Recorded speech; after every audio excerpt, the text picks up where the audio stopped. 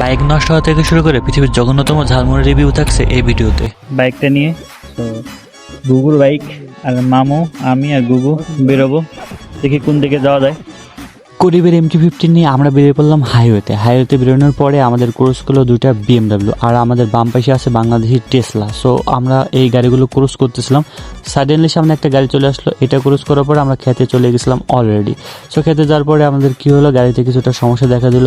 এই গাড়িটা সারার আগে একটা সাবস্ক্রাইব করে সাথে থাকো, কারণ এরকম আরও ভিডিও পেতে সাথে থাকতে হবে, তাই না? তো যাই হোক, তোমাদের মাঝে একটা আপডেট দিচ্ছি, সেটা হচ্ছে আমার এই চ্যানেলে ডেইলি 3টা করে ভিডিও দিতে হচ্ছে। সেটা হচ্ছে লাইফস্টাইল ব্লগ, মানে টাইপ স্টাইল ব্লগগুলো, যেরকম দোয়েল এগ্রো, সৌরভ যোশী, এই টাইপের যে আরও ভিডিওগুলো আছে ওই টাইপের। কারণ আমার সাধারণত কিন্তু বাইরে তেমন একটা ঘুরতে যাওয়া হয় না, আর এখানে অনেক কস্টলির ব্যাপার স্যাপার আছে, তো এই জন্য বাইরে ঘুরতে যাওয়া হয় না। তো আমি এইটা ভাবতেছি। তো তোমাদের কি মনে হয় কমেন্টে একটু জানিও, কারণ তোমরা পাশে না থাকলে কোনো কিছু কিন্তু সম্ভব না। আর হ্যাঁ, 700 সাবস্ক্রাইবে কিন্তু আর মাত্র 2টা সাবস্ক্রাইব বাকি হলেই আছে, ওই 2টা করে দাও, তাহলে কিন্তু 700 সাবস্ক্রাইব হয়ে যাচ্ছে।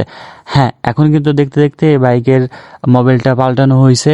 MT-15 ঠিকঠাক করার পরে আমরা হাইওয়েতে আবার বেরিয়ে পড়লাম। আর হ্যাঁ, তোমাদেরকে বলছি, এই ভিডিওটি যদি আরও অপ্রত্যাশিত ঘটনা মিস না করতে চাও, তাহলে এই ভিডিওটি সম্পূর্ণ দেখতে থাকো। আর তোমাদের সাথে এরকম অপ্রত্যাশিত ঘটনা ঘটেছে কিনা সেটা জানিয়ে কিন্তু আমাদের কমেন্টে জানিও। হ্যাঁ, তোমাদের সাথে ঘটছে কিনা, কারণ ভিডিওটি দেখে তারপরে জানিও।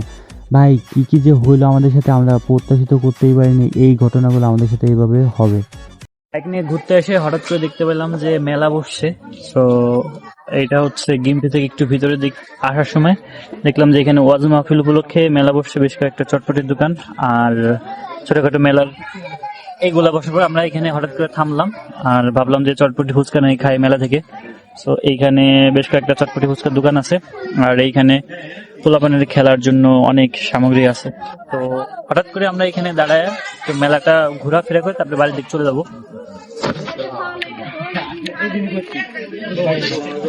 এই মেলার বিখ্যাত ঝালমুড়ি মাখা আমরা এখন খাবো, যা এর আগে কখনো খাইনি। তো তার আগে বলে আমরা এখান থেকে যখন যাচ্ছিলাম, তো হঠাৎ করে দেখি একটা মেলা বসছে, তো এখানে এই জন্য থামা।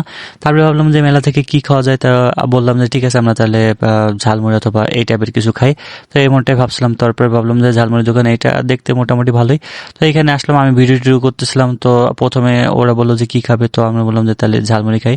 তারপরে মামা বললো যে না, চিরা মাখা খাবে। তো সেটা বলা হয়েছিল চিরা মাখা খাবে, কিন্তু এনারে বলার পরে ইনি বললো যে না, আমি নিজের মতন করে মা খাইয়ে দিই। ওকে, ঠিক আছে, নিজের মতন যেহেতু মা খাবে তাহলে তো প্রপারভাবে ভালো হবে। সো এই যে আমার বাম পাশে যেটা গাবলার মধ্যে দেখতেছে, এটা হচ্ছে ডাউল। সো আমি যখন ভিডিও করছিলাম তখন মামা বলতেছিল, আর এই পাইতে অলরেডি বানানো হয়ে গেছে প্রায়। সো এই যে দেখতে পারছো।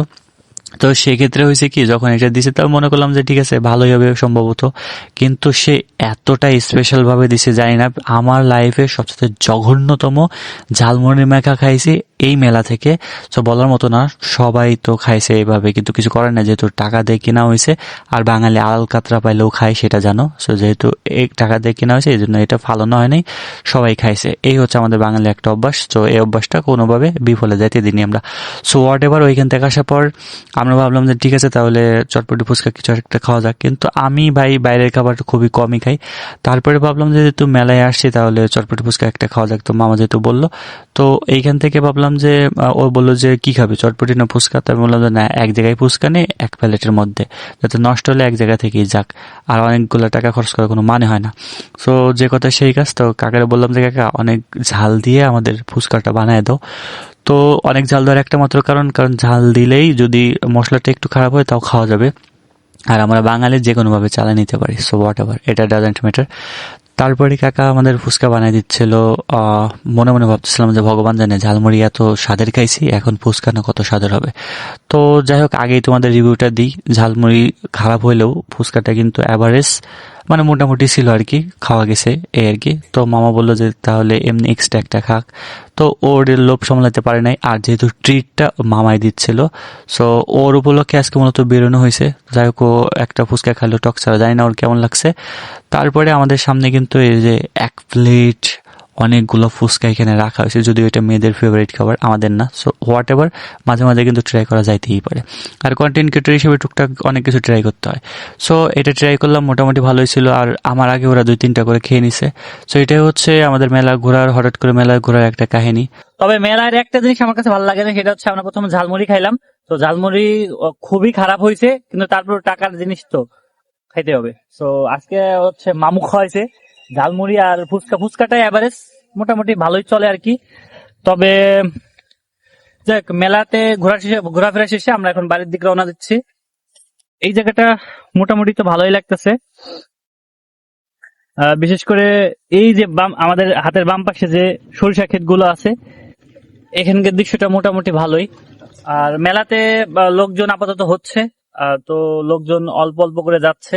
আর আমরা হঠাৎ করে আসার পরেই যখন মেলাটা সামনে পেছলো, তো এখানে একটু দাঁড়াইলাম। তো মেলাতে কিছুক্ষণ ঘোরাফেরা করে খাওয়া দাওয়া করে এখন বাড়ির দিকে যাচ্ছি। চলো যাওয়া যাক। গাইস, তোমাদের সকলের উদ্দেশ্যে কিছু কথা বলে, আমি এই চ্যানেলে ডেইলি 3টা করে ব্লগ দিতে যাচ্ছি, মানে ডেইলি লাইফস্টাইল ব্লগ। তো সেটা তোমরা কি বলো? যেমন দোয়েল এগ্রো অথবা অন্য কোনো চ্যানেলের টাইপের, মানে র ভিডিও ওই টাইপের হতে পারে। তো তোমরা কমেন্টে জানিও। আর চ্যানেলে যদি নতুন হও তাহলে অবশ্যই লাইক, কমেন্ট, শেয়ার এবং সাবস্ক্রাইব করে সাথে থাকো।